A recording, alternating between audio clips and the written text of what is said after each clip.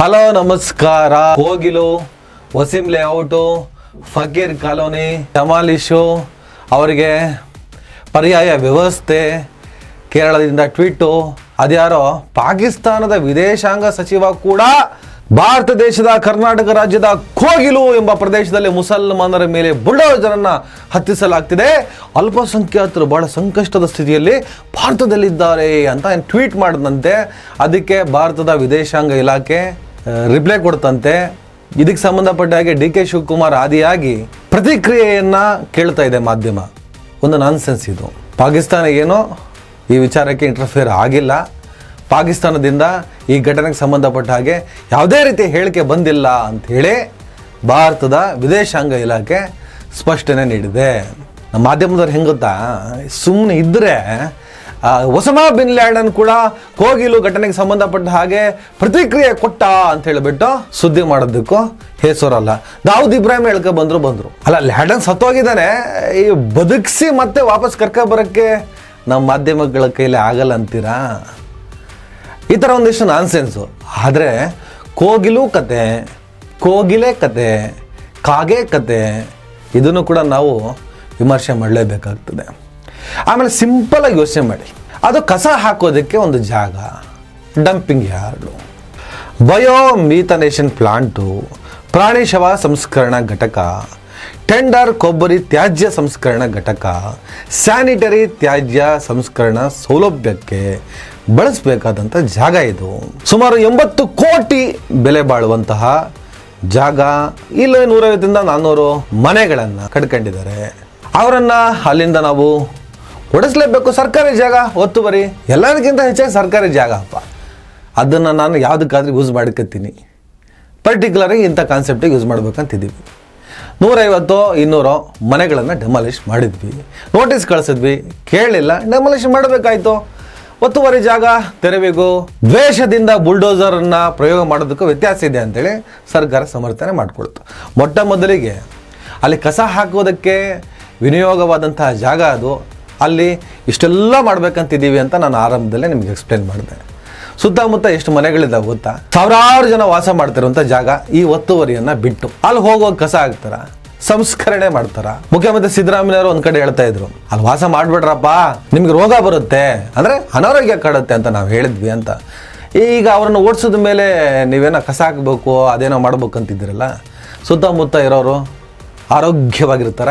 ಮೊದಲನೇ ಸುಳ್ಳಿತು. ನಿಮ್ಮ ಉದ್ದೇಶ ಅದೇ ಇದ್ರೂ ಕೂಡ ಈಗಂತೂ ಅದನ್ನು ಮಾಡೋದಕ್ಕೆ ಸಾಧ್ಯನೇ ಇಲ್ಲ. ನಮಗೆ ಬಂದಿರೋ ಮಾಹಿತಿ ಪ್ರಕಾರ ಅಥವಾ ಒಂದು ಚರ್ಚೆ ನಡೀತಿರೋ ಪ್ರಕಾರ ಆಲ್ರೆಡಿ ಸೋಲ್ಡ್ ಔಟ್ ಆದಂಥ ಜಾಗ ಅದು.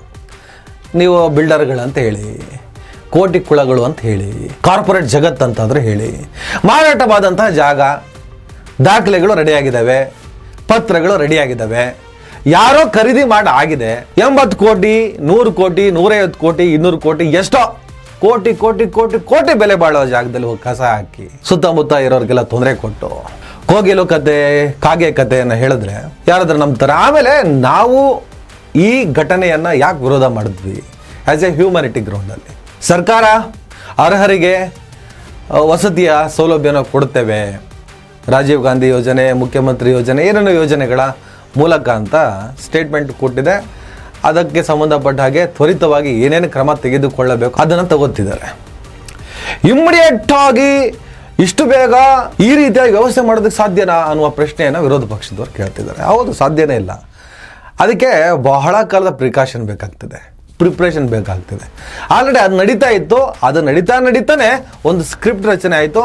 ಅದೇ ಕೋಗಿಲು, ವಸೀಂ ಲೇಔಟ್ ಮತ್ತು ಫಕೀರ್ ಕಾಲೋನಿಯ ಡೆಮಾಲಿಷನ್, ಬುಲ್ಡೋಜರ್ ಆ್ಯಕ್ಷನ್ ಅಂತ ಒಂದು ಚರ್ಚೆ. ಆಲ್ರೆಡಿ ಸ್ಕ್ರಿಪ್ಟೆಡ್ ವರ್ಕ್ ಇವೆಲ್ಲ ಒಂಥರ ಸ್ಕ್ರಿಪ್ಟ್ ವರ್ಕು. ಕೆಡವೋದು, ಜಾಗ ಖಾಲಿ ಮಾಡಿಸೋದು, ವಸತಿ ಸೌಲಭ್ಯ ಮಾಡಿಕೊಡೋದು. ಕೆಡವುವ ಮೂಲಕ ಸರ್ಕಾರದ ಮೇಲೆ ಪ್ರಶ್ನೆಗಳ ಸುರಿಮಳೆ ಬರಬೇಕು, ಟೀಕೆಯ ಬ್ರಹ್ಮಾಸ್ತ್ರ ಬೀಳಬೇಕು, ಇಮಿಡಿಯೇಟ್ ಆಗಿ ಅವರಿಗೆ ವಸತಿಯ ಸೌಲಭ್ಯ ಕಲ್ಪಿಸಬೇಕು, ಇಮಿಡಿಯೇಟ್ ಆಗಿ ಇರೋ ಒಂಥರ ಸ್ಕ್ರಿಪ್ಟು. ಆದರೆ ಈ ಸ್ಕ್ರಿಪ್ಟಲ್ಲಿ ಪಿಣರಾಯಿ ವಿಜಯನ್ ಕೇರಳ ಚುನಾವಣೆಯಲ್ಲಿ ಇದನ್ನು ಎನ್ಕ್ಯಾಶ್ ಮಾಡ್ಕೋಬಹುದು ಅನ್ನುವಂತಹ ಒಂದು ಸಣ್ಣ ಆಲೋಚನೆ ಕೂಡ ಇರಲಿಲ್ಲ.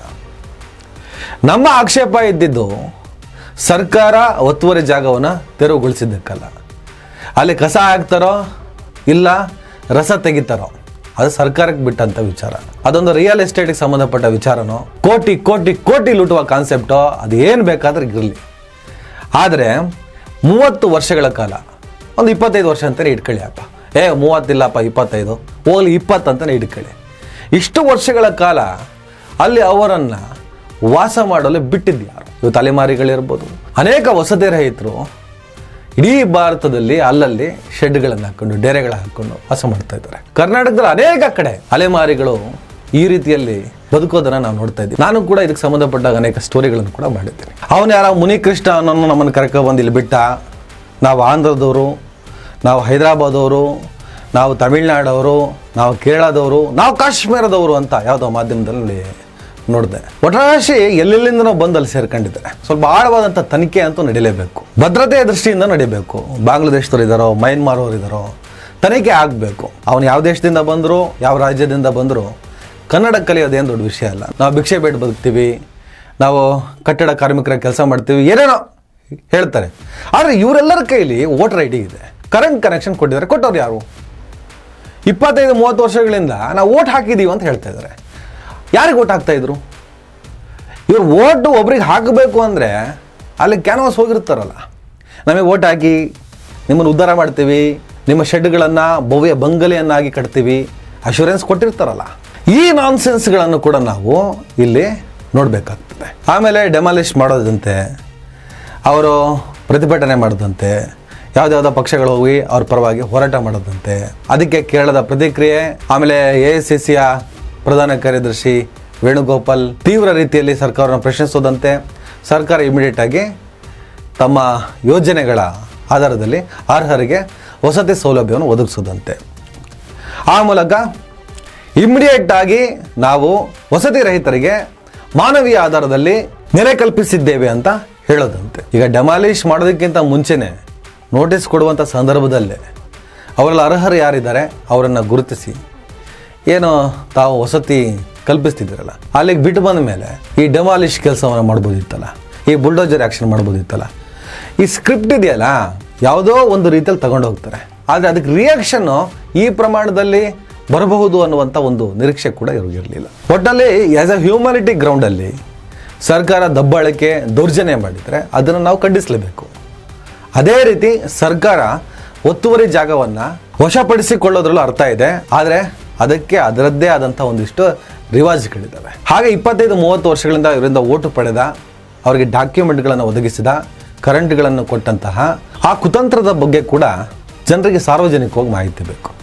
ಎಲ್ಲೆಲ್ಲಿಂದನೋ ಬಂದು ಅಲ್ಲಿ ವಾಸ ಮಾಡ್ತಿದ್ದಾರೆ, ಸರಿ, ಎಲ್ಲಿಂದ ಬಂದು ವಾಸ ಮಾಡ್ತಿದ್ದಾರೆ, ಅವರಿಗೆ ಡಾಕ್ಯುಮೆಂಟ್ಗಳನ್ನು ಮಾಡಿಕೊಟ್ಟವ್ರು ಯಾರು, ಅವರ ಓಟುಗಳನ್ನು ಯಾರು ಪಡ್ಕೊಂಡಿದ್ದಾರೆ, ಅವರೆಲ್ಲರೂ ಕೂಡ ಅಕ್ಯೂಸ್ಡ್ಗಳಾಗ್ತಾರೆ. ಅವರು ಅಕ್ಯೂಸ್ಡ್ ಆದರೆ, ಅವ್ರ ಅಪರಿಚಿತರಾದರೆ, ಯಾವುದೋ ದೇಶಗಳಿಂದ ಬಂದವರು ಏನಾದರೂ ಅಲ್ಲಿ ಇದ್ದರೆ ಅವ್ರ ಕೈಯಲ್ಲಿ ನಮ್ಮ ದೇಶದ ಡಾಕ್ಯುಮೆಂಟ್, ನನ್ನ ರಾಜ್ಯದ ಆಧಾರ್ ಕಾರ್ಡ್ ಇದ್ದರೆ ಅವರು ಕೂಡ ಓಟ್ಗಳನ್ನು ಹಾಕಿದ್ದಿದ್ರೆ ಇಲ್ಲಿ ಅಸಲಿ ವಿಲನ್ನು ನಾವು ಹುಡುಕ್ಬೇಕಾಗತ್ತೆ. ಯಾಕಂದರೆ ಬೇಲೆ ಎದ್ದು ಹೊಲ ಮೇಯ್ತಿದ್ದಾಗ ಏನೂ ಮಾಡೋಕ್ಕಾಗಲ್ಲ. ಆದರೆ ಇವರು ಯಾವ್ಯಾವುದೋ ದೇಶದಿಂದ ಬಂದವರಲ್ಲ, ನಮ್ಮ ದೇಶದವರೇ, ನಮ್ಮ ರಾಜ್ಯದ ಅನೇಕ ಭಾಗಗಳಿಂದ ಬಂದು ಅಲ್ಲಿ ನೆಲೆ ನಿಂತವರು 25-30 ವರ್ಷಗಳಿಂದ ಅಲ್ಲಿದ್ದರು. ಆ್ಯಸ್ ಎ ಹ್ಯೂಮ್ಯಾನಿಟಿ ಗ್ರೌಂಡಲ್ಲಿ ಅವರ ದಾಖಲಾತಿಗಳನ್ನು ಪರಿಶೀಲಿಸಿ ಕನ್ಫರ್ಮ್ ಮಾಡ್ಕೊಂಡು ಅವ್ರಿಗೆ ವಸತಿಯನ್ನು ಕಲ್ಪಿಸಿದ್ದೇವೆ ಅನ್ನುವುದರ ಬಗ್ಗೆ ಕ್ಲಾರಿಟಿ ಕೊಡಬೇಕಾಗುತ್ತೆ. ಸುಮ್ಮನೆ ಒಂದು ಇಶ್ಯೂ ಆಯಿತು, ಏನೋ ಸ್ಟೇಟ್ಮೆಂಟ್ ಕೊಟ್ಟರೆ ಎದ್ದು ಹೋಗ್ತೀರಿ, ಅಲ್ಲಿಗೆ ಮುಗಿಯೋದಿಲ್ಲ. ಇದು ದೇಶ ಮತ್ತು ರಾಜ್ಯದ ಭದ್ರತೆ ವಿಷಯನೂ ಹೌದು, ಬೇಲೆ ಎದ್ದು ಹೊಲ ಮೇಯುತ್ತಿರುವಂತಹ ಘಟನೆ ಕೂಡ ಹೌದು. ಹಾಗೆ ಈ ಕೋಗಿಲು ಕಥೆಯಲ್ಲಿ ಈ ಕಾಗೆ ಕಥೆಗಳು ನಂಬುವಷ್ಟು ದಡ್ಡರು ನಮ್ಮ ಜನ ಇಲ್ಲ ಅಂತ ನಾನು ಅನ್ಕೊತೀನಿ. ಯಾಕಂದರೆ ಸಾವಿರಾರು ಜನ ವಾಸ ಮಾಡ್ತಿರೋ ಜಾಗದಲ್ಲಿ ಕಸ ಹಾಕೋದಕ್ಕೋಸ್ಕರ ಬುಲ್ಡೋಜರ್ ಆ್ಯಕ್ಷನ್ ಮಾಡಿದ್ದೀವಿ, ಇವರೆಲ್ಲ ಎಬ್ಸಿದ್ದೀವಿ ಅಂದರೆ ಅದನ್ನು ನಂಬುವಷ್ಟು ಶತಮೂರ್ಖರು ಯಾರೂ ಇಲ್ಲ. ಅದೇನು ಬೇಕಾದ್ರೆ ಇರಲಿ, ಅದೇನು ಬೇಕಾದ್ರೆ ಮಾಡಿ ಕೇಳಿ. ಸರ್ಕಾರಿ ಜಾಗ, ಸರ್ಕಾರ ನಿಮ್ಮದು, ನಿಮ್ಮಿಷ್ಟ, ನಿಮ್ದೇನೇ ಕತೆ ಇದ್ರೂ ಅದು ಏನು ಮಾಡೋಕ್ಕಾಗಲ್ಲ. ಎಲ್ಲ ರೀತಿಯ ಕತೆಗಳನ್ನು ಕೂಡ ಜನ ಕೇಳಿಸಿಕೊಂಡು ಅರಗಿಸಿಕೊಂಡು ಬದುಕ್ತಿರೋದ್ರಿಂದ ಇದೇನು ದೊಡ್ಡ ವಿಚಾರ ಆಗಲ್ಲ. ಆದರೆ ಇದೊಂಥರ ಸ್ಕ್ರಿಪ್ಟೆಡ್ ವರ್ಕ್ ಥರ ಕಾಣಿಸ್ತಾ ಇದೆ. ಅದಾಗಬಾರ್ದು. 25-30 ವರ್ಷಗಳ ಹಿಂದೆ ಆ ಮೊದಲ ದಿನದಿಂದ ಈ ದಿನದವರೆಗೂ ಅಲ್ಲಿ ಯಾರು ಬಂದರು, ಯಾರಿದ್ದರು, ಏನು ಮಾಡಿದ್ರು, ಏನು ಮಾಡ್ತಿದ್ದಾರೆ, ಒಂದಿಷ್ಟು ಮಾಹಿತಿಗಳು ಕೂಡ ನೀವು ಹೇಗೆ ತೆಗಿಬೇಕಾಗುತ್ತೆ. ಇವ್ರನ್ನ ಇಟ್ಕೊಂಡು ಯಾರ್ಯಾರು ಬೆನಿಫಿಟ್ ತಗೊಂಡಿದ್ದಾರೆ, ನಿಮ್ಮ ಸರ್ಕಾರದಲ್ಲಿ ಇರುವಂತಹ ಪ್ರತಿನಿಧಿಗಳು ಸೇರಿದ ಹಾಗೆ ಅದರ ಬಗ್ಗೆ ಕೂಡ ಸೂಕ್ತ ತನಿಖೆಗಳು ಆಗಬೇಕಾಗಿದೆ. ಕೋಗಿಲ ಕಥೆಯಲ್ಲಿ ಒಂದಿಷ್ಟು ಕಾಗೆ ಕತೆ, ಪಾಕಿಸ್ತಾನದ ರಿಯಾಕ್ಷನ್ ಎಂಬ ಫೇಕ್ ನ್ಯೂಸು ಸೇರಿದ ಹಾಗೆ ಇನ್ನಷ್ಟು ಅಪ್ಡೇಟ್ಗಳಿದ್ರೆ ಮತ್ತೆ ಮಾತಾಡೋಣ. ನಮಸ್ಕಾರ. ದಯವಿಟ್ಟು ಎಲ್ಲರೂ ಈ ಚಾನಲ್ನ ಸಬ್ಸ್ಕ್ರೈಬ್ ಮಾಡಿ. ನಿಮ್ಗೆ ಇಷ್ಟ ಆದರೆ ಈ ಚಾನಲ್ಗೆ ಜಾಯ್ನ್ ಆಗಿ. ಈ ವಿಡಿಯೋ ಇಷ್ಟ ಆದರೆ ದಯವಿಟ್ಟು ಎಲ್ಲರೂ ಶೇರ್ ಮಾಡಿ. ಸ್ವತಂತ್ರ ಪತ್ರಿಕೋದ್ಯಮವನ್ನು ಬೆಂಬಲಿಸಿ. ನನ್ನ ಯುಕ್ತಿಗೆ ನಿಮ್ಮ ಶಕ್ತಿಯೇ ಶ್ರೀರಕ್ಷೆ.